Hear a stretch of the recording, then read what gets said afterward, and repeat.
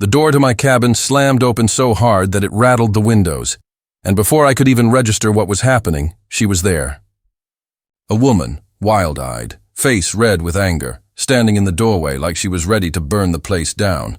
"This whole place belongs to the HOA now," she screamed, her voice sharp and shrill, echoing off the cabin walls. I didn't flinch. Didn't even stand up from my chair.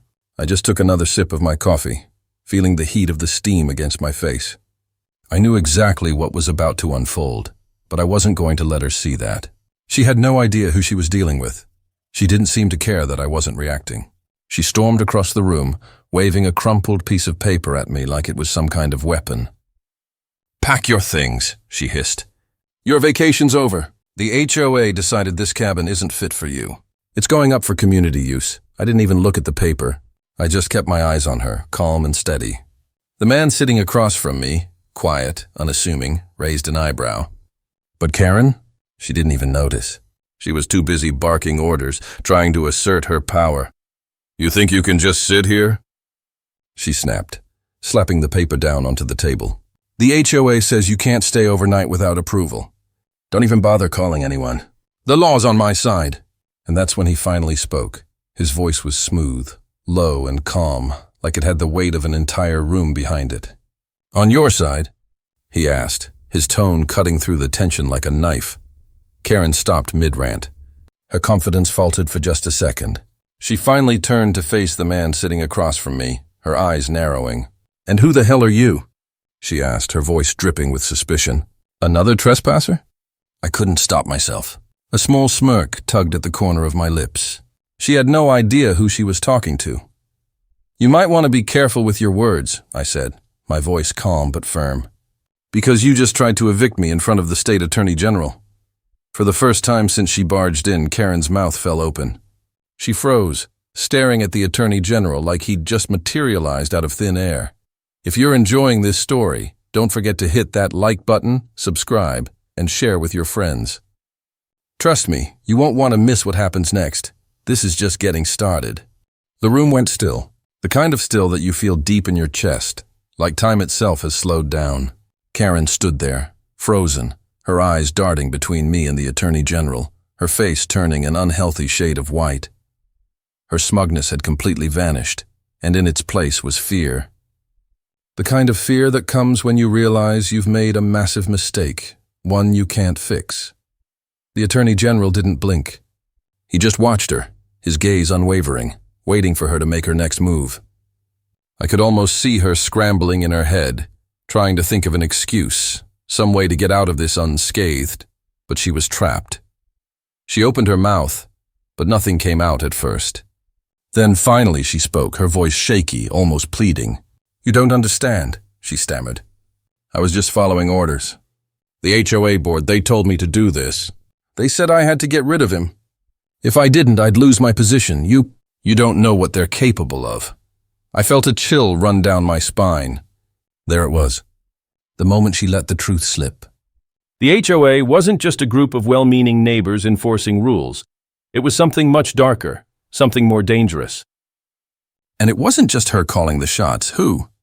I asked, leaning forward in my chair. "Who told you to do this?" Karen's eyes flickered nervously.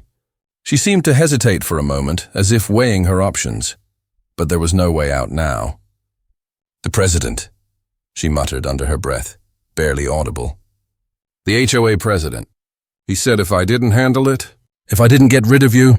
She trailed off, the weight of her words hanging in the air. I straightened up, the pieces finally falling into place. This wasn't just about a couple of rules being broken.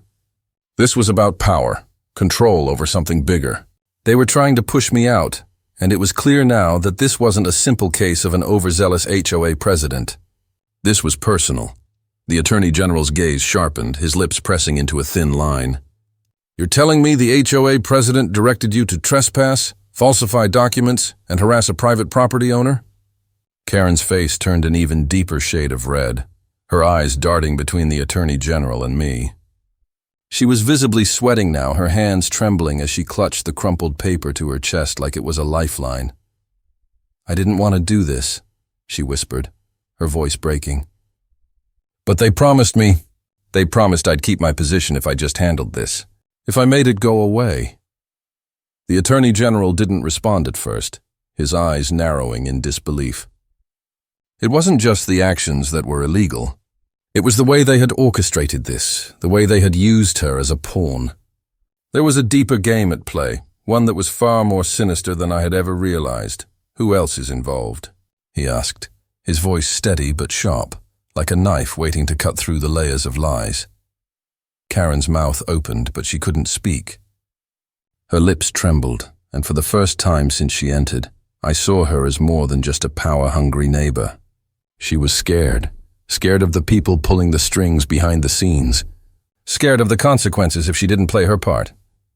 "Tell me who else is involved," the Attorney General pressed. His voice like ice. She glanced at the door, like she was hoping someone would rush in and save her. But no one came, and that's when I knew. This wasn't just about my cabin. It was about something bigger, something dangerous that no one had warned me about. Karen looked at the floor, her voice barely a whisper. "The HOA president? And a few others. They want the land. They want to control who stays, who goes. It's not just about the rules anymore. It's about power. They'll do anything to get it." The weight of her words sank in, and for the first time since I'd arrived at the cabin, I felt the full weight of what I was up against. Part 3. The real threat. The room seemed to shrink around us, the weight of Karen's admission hanging thick in the air. I could feel my heart pounding in my chest as I processed what she'd just said. They weren't just trying to evict me, they were orchestrating something bigger, and I had unknowingly become a target. The Attorney General remained calm, his expression unreadable as he absorbed the new information. He leaned back slightly, folding his arms as if deciding how best to dismantle this mess. "Power, huh?" he repeated, the words coming out slow, deliberate. He turned to me, meeting my gaze. "This is more than a simple HOA dispute. This is about control, land, money, influence. And they'll do anything to keep it," I nodded, my mind racing. The Attorney General was right. This wasn't just about a mailbox or overnight stays anymore. This was something darker, something personal. I wasn't just a property owner to these people. I was an obstacle they were willing to crush. Karen looked like she wanted to crawl into a hole and hide. Her hands were still trembling, but now there was something else in her eyes. Guilt, fear, maybe even regret. I had no sympathy for her. She had crossed a line and now she was in way too deep. But the fact that she was scared meant there was something even worse lurking behind all of this. The real danger was still to come.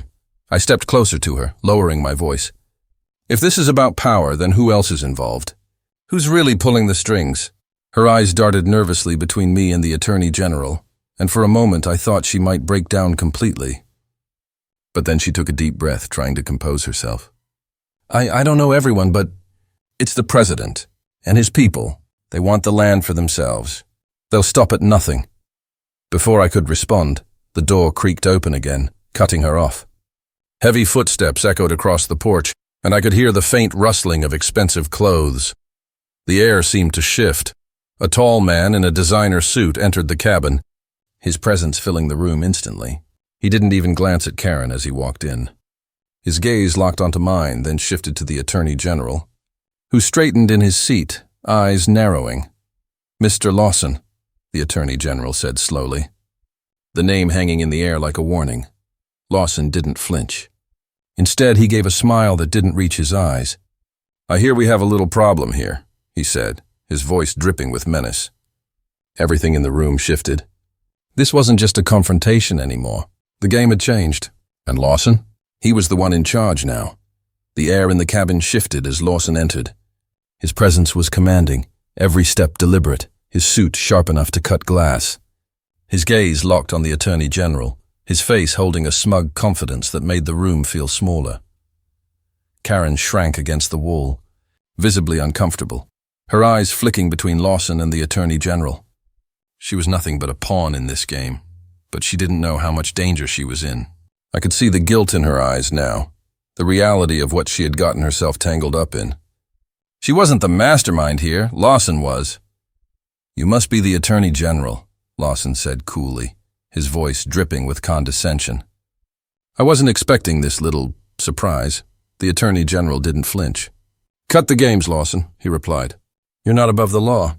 This is more than just a simple land dispute. It's criminal, fraud, harassment, conspiracy." Lawson chuckled darkly, unfazed. "Criminal, please? You think your title matters here?" He gestured around the cabin, his confidence oozing like poison. "I make the rules in this county. I sit at the table with judges, lawmakers, and land developers. You're just a man with a badge. I own this place." I could feel my blood begin to boil, but I stayed calm. "Funny," I said, my voice steady but firm. "This land's been in my family for 3 generations. You don't own it.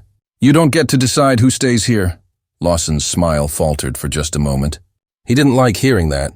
"History doesn't matter," he sneered. "Power does. And I have all of it." Before anyone could respond, 2 massive men appeared at the door, plainclothes but clearly not here to chat. They stood like silent threats, their muscles bulging under their jackets. One cracked his knuckles, the other just stood there, arms crossed, his eyes scanning the room. Karen's eyes widened and her voice broke. "You brought them here?" Lawson didn't even glance her way. "You wanted this handled, didn't you?" he said, his eyes cold as ice. Well, this is how things get done. The tension in the room was suffocating. I could feel the hairs on the back of my neck standing up. Lawson's men were dangerous. They weren't here to negotiate. They were here to intimidate. The Attorney General stood up slowly, his voice hardening. "This isn't how it ends, Lawson. You're not going to bully your way out of this." Lawson's face twisted into a grin, his arrogance growing. "You think you can stop me?" he asked, leaning forward. "I own the judges, the land, everything. You're nothing to me." But before the Attorney General could respond, a tiny red light blinked in the corner of the cabin. A camera. Lawson froze. His eyes darted toward it, his smug expression cracking. "You've been recording this?" His voice trembled for the first time. I stood up, folding my arms. "Not just recording, streaming, straight to the county server." Karen gasped, and Lawson's men shifted uncomfortably. The Attorney General smiled, his voice cold as steel. "Every word, every threat. Already saved." "My office has a copy." Lawson's face went pale. He knew the game had changed. "You think that matters?" he spat. "I own half this county."